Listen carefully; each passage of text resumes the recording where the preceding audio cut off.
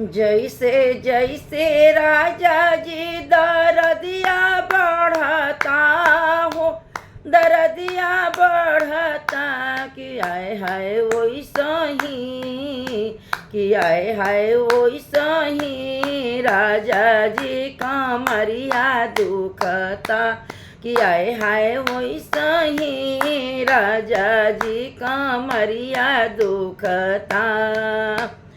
सासू के बोलाइला त सासू नहीं आवेली, सासू के बोलाइला त सासू नहीं आवेली, कि आए हाय मम्मी आगे, कि आए हाय मम्मी आगे लाजे ना नजरिया उठता, आए हाय मम्मी आगे लाजे ना नजरिया उठता।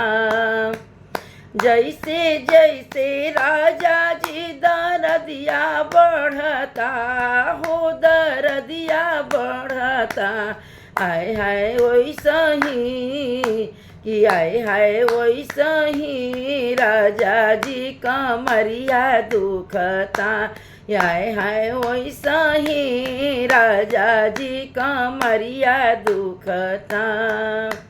गोतिन के बोलाइला त गोतिन नहीं आवेली, गोतिन के बोलाइला त गोतिन नहीं आवेली, आए हाय वही, आए हाय भाभी आगे, आए हाय भाभी आगे लाजे ना नजरिया उठता, आए हाय भाभी आगे लाजे ना नजरिया उठता।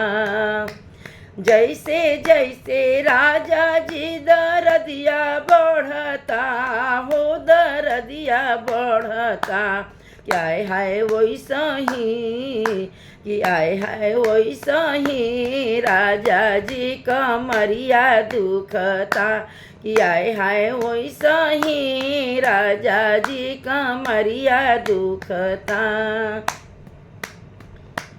नंदी के बोलाइला त नंदी नहीं आवेली, नंदी के बोलाइला त नंदी नहीं आवेली, कि आए हाय दीदी आगे, कि आए हाय दीदी आगे लाजे ना नजरिया उठता, कि आए हाय दीदी आगे लाजे ना नजरिया उठता।